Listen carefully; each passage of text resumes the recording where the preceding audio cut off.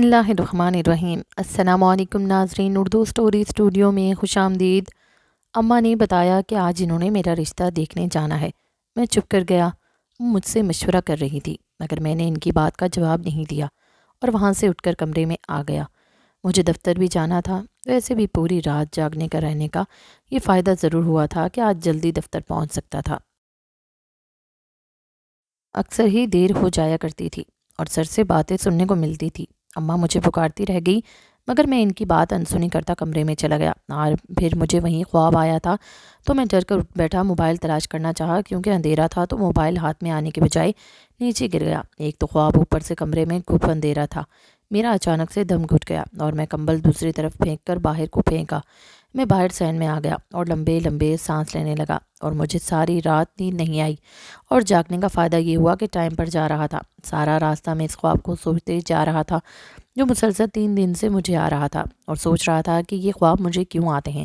میں نے سوچا مگر کچھ سمجھ نہیں آیا تو واپس خواب پر اپنا دھیان لگا دیا اور ایک بے حد خوبصورت سی لڑکی تھی۔ اس نے کالی چادر اوڑھ کر چہرے کے گرد لپیٹی ہوئی تھی۔ وہ کبھی پہاڑ پر نماز پڑھ رہی ہوتی تو کبھی صحرا میں روز کی طرح۔ لڑکی ایک ہی ہوتی تھی مگر منظر مختلف ہوتے تھے، لیکن لڑکی نماز اور وہ چیخ ہمیشہ ایک ہی طرح دکھائی دیتی تھی۔ کون ہے یہ لڑکی اور مجھے کیوں بار بار دکھائی دے رہی ہے؟ کافی سوچنے کے باوجود بے شک سمجھ نہیں آیا تو کام میں مصروف ہو گیا۔ جب گھر واپس آیا تو سونے کی کوشش کی مگر نیند نہیں آئی۔ اب کیا کیا جائے، یہ بات ذہن میں آتے ہی میرا قدم بھائی کے کمرے کی جانب بڑھنے لگا۔ میں جانتا تھا وہ اس وقت سو رہا ہوگا لیکن مجھے اس وقت جس چیز کی ضرورت تھی وہ اسی کے پاس ہی موجود تھی۔ اس کا کمرہ کھلا تھا۔ میں دھیرے سے دروازہ دھکیل کر اس کے کمرے میں داخل ہوا۔ دبے پاؤں جا کر ہینگر پر لٹکی جیب سے سگریٹ کا پیکٹ نکالا، ویسے ہی دبے قدموں سے باہر آ گیا۔ واپس کمرے میں آ کر ایک بعد ایک سگریٹ پھونکنے لگا۔ میں کبھی بھی عادی سمو کر نہیں رہا لیکن جب کبھی میری حالت ایسے خراب ہوتی تھی میں سگریٹ میں ہی پناہ ڈھونڈنے کی کوشش کرتا تھا۔ میرا سر درد سے پھٹ رہا تھا اور میں اس لڑکی کے متعلق سوچ کر پاگل ہو چکا تھا۔ صبح اماں میرے کمرے میں آئی تو میں جاگ ہی رہا تھا۔ انہوں نے دھوئیں کی بو سونگھ لی اور ویسے ہی بغیر کچھ کہے واپس پلٹ گئی۔ جب میں ناشتہ کرنے کے لیے گیا تو اماں نے مجھے دیکھتے ہی رخ موڑ کر اپنی ناراضگی کا اظہار کیا تو میں مسکرا دیا۔ مجھے اماں پر بہت پیار آیا تھا۔ وہ ہمیشہ ہی ہم دونوں بھائیوں کو سگریٹ پینے سے روکتی تھی کیونکہ میرے ابا بھی بہت سگریٹ پیتے تھے جن سے ان کو پھیپھڑوں کا کینسر ہو گیا تھا۔ ڈاکٹر نے ان کو سگریٹ پینے سے منع کیا تھا مگر وہ نہیں رکے اور چند ہفتوں بعد ہی دنیا سے رخصت ہو گئے۔ اماں کہتی تھی یہ آدمی کو کھا جاتی ہے، انسان سمجھتا ہے وہ اسے پھونک رہا ہے جبکہ وہ کاغذ کا ٹکڑا انسان کو پھونک پھونک کر کھوکھلا کر رہا ہوتا ہے۔ میں اماں کے قریب جا بیٹھا۔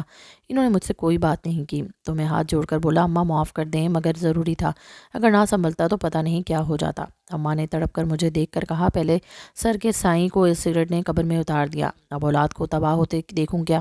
میں چپ کر گیا اور اپنی جگہ ٹھیک تھی۔ ہم دونوں بھائیوں کو یہی عادت ابا سے لگی تھی۔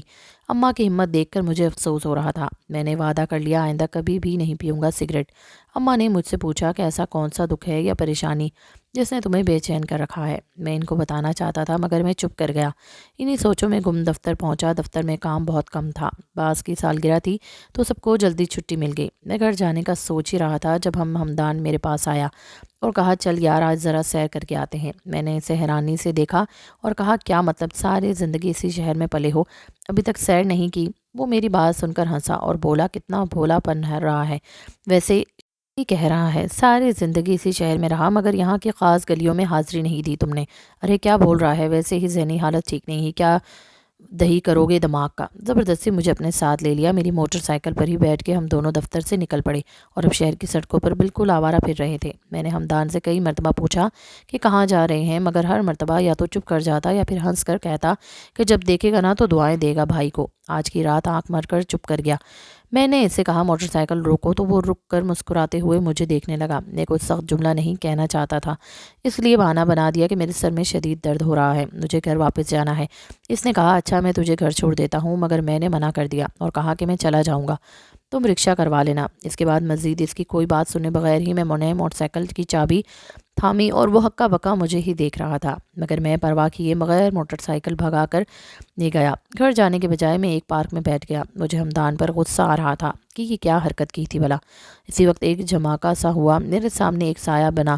میں نے غور کیا تو کسی لڑکی کا تھا۔ مزید توجہ دینے پر میرے جسم سے پسینے چھوٹ گئے۔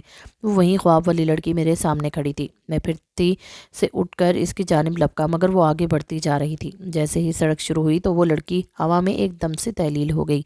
میں بہت زیادہ گھبرا گیا، اوپر سے سر میں بھی شدید درد ہو رہی تھی۔ میڈیکل اسٹور سے ایک ٹیبلٹ کی گولی لی اور گھر آ کر سو گیا۔ مجھے نیند میں یہی محسوس ہو رہا تھا جیسے وہ مجھے پکار رہی ہے۔ بالآخر مجھے نیند آ گئی تو وہ لڑکی خواب میں دوبارہ سے آ گئی اور مجھے بلا رہی تھی۔ خوف سے میری جاگ ہو گئی۔ وہ لڑکی دماغ پر بری طرح سے مسلط ہو چکی تھی۔ وہ لڑکی جان بوجھ کر میرے خواب میں آ رہی تھی۔ شاید وہ کسی مصیبت میں ہے اور مجھے اس کی مدد کرنے کے لیے چن لیا گیا ہے۔ یہ احساس بہت ہی ہلکا کر دینے والا تھا۔ اب مجھے فکر تھی کہ وہ لڑکی مجھے ملے گی تو کہاں ملے گی، اور ادھر سے اماں میرے رشتے دیکھ رہی تھی۔ میں نے بڑی بے رخی سے اماں کو منع کر دیا تھا۔ کسی لڑکی سے شادی نہیں کر سکتا، بلکہ کسی لڑکی سے شادی نہیں کر سکتا۔ وہ لڑکی کسی آسیب کی مانند میرے حواسوں پر چھا چکی تھی۔ اسی دن کے بعد سے میری زندگی مکمل بدل چکی تھی۔ اماں نے یہاں تک بھی پوچھا کہ کوئی لڑکی پسند ہے تو مجھے بتاؤ، میں وہاں رشتہ لے کر جاتی ہوں۔ ایک دن میں پریشان پارک میں بیٹھا تھا، ادھر ادھر دیکھ رہا تھا، اتنے میں میری نظر ہمدان پر پڑی۔ اس نے مجھے دیکھ لیا۔ اس نے میری حالت دیکھی، مجھ سے پوچھا کہ کیا ہوا۔ میں نے اسے کہا کہ مجھے یہاں سے کہیں اور لے چلو ورنہ میری جان نکل جائے گی۔ وہ ٹھٹک کر رکا اور پھر پھرتی سے میرا ہاتھ پکڑ کر کھڑا گیا۔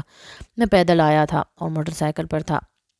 مجھے اپنا ساتھ بٹھا کر وہ ایک مرتبہ پھر سے انہی گلیوں پر موٹر سائیکل دوڑانے لگا جن پر میں ایک مرتبہ پہلے بھی آ چکا تھا۔ میں اسے راستے کو پہچان گیا، مگر آج میں ہمدان کو نہیں روک سکا۔ اب وہ مجھے جہاں بھی لے جانا چاہے لے جا سکتا تھا۔ یہ سوچ کر میں نے آنکھیں موند کر لی، اس کی کمر پر اپنا سر ٹکا دیا۔ اسی طرح جاتے ہوئے ایک ہجوم میں مجھے وہ لڑکی نظر آئی۔ میں نے اسے اپنا خیالی تصور محسوس کیا، مگر وہ سچ مچ وہاں بیٹھی تھی۔ میں ایک دم ہمدان کا کندھا جھنجھوڑ کر بولا کہ یہاں موٹر سائیکل روکو۔ میری بات سن کر وہ حیرانی سے بولا، یار ہم بس آوارہ گردی کرنے نکلے تھے۔ میں نے چلا کر کہا، یہاں روکتا ہے یا کود جاؤں؟ وہ میری حالت دیکھ کر ڈر گیا اور یا پھر پریشان ہو گیا تھا۔ اس نے جیسے ہی موٹر سائیکل روکی میں چھلانگ لگا کر اترا اور دوڑتا ہوا اس کی جانب گیا جہاں اس لڑکی کی ایک جھلک دیکھ چکا تھا۔ اب بھی اتنے سارے چہروں میں وہ مجھے بڑے آرام سے نظر آ گئی۔ اس کے چہرے پر کوئی جذبہ نہیں تھا، بس خالی آنکھوں سے کھلا کو گھورتی جا رہی تھی۔ ہمدان مجھے روکتا رہ گیا مگر میں اس کی ہر بات انسنی کرتا گیا۔ اس لڑکی کے سامنے بالکل سامنے جا کر کھڑا ہو گیا۔ میں ہمدان کے پاس گیا اور اسے کہا کہ میں اس لڑکی کو جانتا ہوں، بس اسے یہاں سے نکال دو۔ میری بات سن کر وہ سوچ میں پڑ گیا، پھر کہا، دیکھ یہ کام آسان نہیں ہے، تو چھوڑ دے اسے اور چل، تیری جان بھی خطرے میں پڑ سکتی ہے۔ مگر میں سنجیدگی سے کہا، لڑکی کو یہاں سے ہر حال میں لے کر جاؤں گا، تو بتا میری مدد کر سکتا ہے؟ اس نے کچھ سوچتے ہوئے اس بات میں سر ہلا دیا۔ پھر وہ اس ہجوم سے دور ایک گھر میں چلا گیا جبکہ میں مسلسل اس لڑکی پر ہی نگاہ ٹکائے بیٹھا تھا۔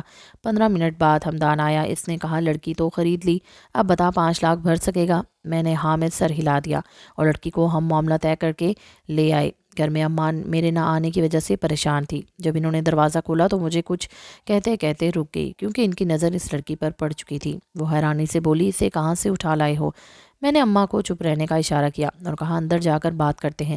مگر اماں کے تیور بہت بگڑے ہوئے تھے۔ اندر جا کر دھیرے سے میں نے اماں کو سارا کچھ بتا دیا، اپنا خواب، پھر اس کے بعد اس کا ملنا۔ اماں سے کچھ بھی نہیں چھپایا، سب کھول کر سامنے رکھ دیا اور اماں چپ کر گئی۔ اگلے روز میری رضامندی پر اماں نے اس لڑکی سے بھی پوچھا، کیا تم میرے بیٹے کو شوہر کے روپ میں قبول کرنے کے لیے تیار ہو؟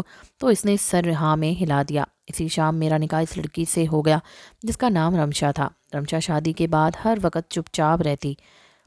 اگر میں اس سے بات کرتا تو میری بات کا جواب دے دیتی، ورنہ خاموشی سے میرے سارے کام نپٹاتی رہتی۔ میں بہت حیران ہوتا کہ آخر کوئی اتنا چپ اور تنہا کیسے رہ سکتا ہے۔ مگر میری بیوی رو رہی تھی۔ میں نے اس سے بالکل بھی نہیں پوچھا کہ تمہارے ساتھ کیا ہوا تھا اور تم وہاں پر کیسے پہنچی، اس نے بھی نہیں بتایا۔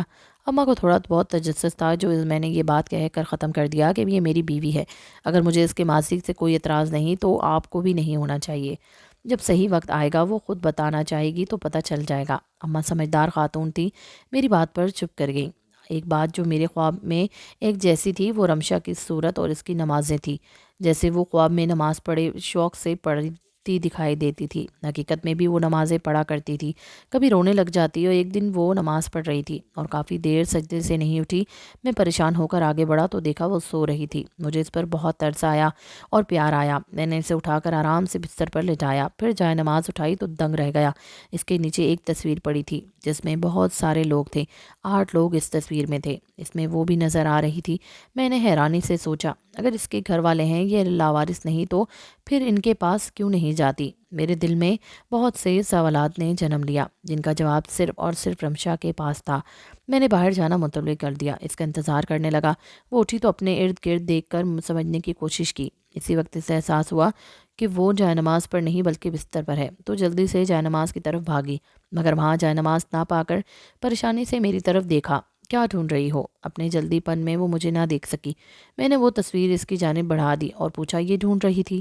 تو رمشا نے جھپٹ کر مجھ سے وہ تصویر تھامی اور ساتھ ہی اسے دراز میں رکھ دیا۔ میں نے اس سے کبھی بھی نہیں پوچھا تھا کہ تمہاری اس بری حالت کی وجہ کیا ہے، مگر آج پوچھنا ضروری تھا۔ وہ میری بیوی تھی، اس کے ہر راز سے آگاہی رکھنا میرا فرض تھا۔ تو میں نے اس سے پوچھا، رمشا، میں تمہارا شوہر ہوں، اب ہمارا ساتھ ہمیشہ کا ہے۔ میں تمہاری کسی بھی بات کو بغیر جانے بغیر تم سے شادی کی، اب تم مجھ پر اتنا یقین رکھتی ہو کہ مجھ سے اپنا غم بانٹ سکو۔ اس نے پھترائی ہوئی نگاہوں سے مجھے دیکھا، مجھے لگا وہ اٹھ کر وہاں سے چلی جائے گی، مگر اس نے بالکل میری سوچ کے برعکس میرے کندھے پر سر رکھ کر دھاڑے مار مار کر رونے لگی۔ ساتھ بولی، وہ ہمیشہ ہمیں نوچ کر کھا گئے، میرا گھر تباہ کر دیا، میرے والدین مر گئے، کوئی نہیں بچا، صرف بچی تو میں بچی، بیچ دیا۔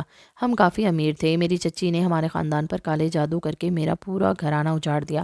ایک کے بعد ایک مرنے لگا اور وہ دولت ساری چچی کے ہاتھ آ گئی۔ اس نے ہمارے گھر پر بھی قبضہ کر لیا۔ میں بچ گئی تو اس نے مجھے کوٹھے پر بھیج دیا۔ وہ میری پہلی رات تھی جب مجھے دندے پر بٹھانا تھا، مگر اسی وقت آپ آ گئے اور میری زندگی بچ گئی۔ میں اس کی بات سن کر بہت زیادہ دکھی ہوا کہ کیسے صرف ایک دولت کی خاطر ان کو انسان کسی پر جادو کروا سکتا ہے۔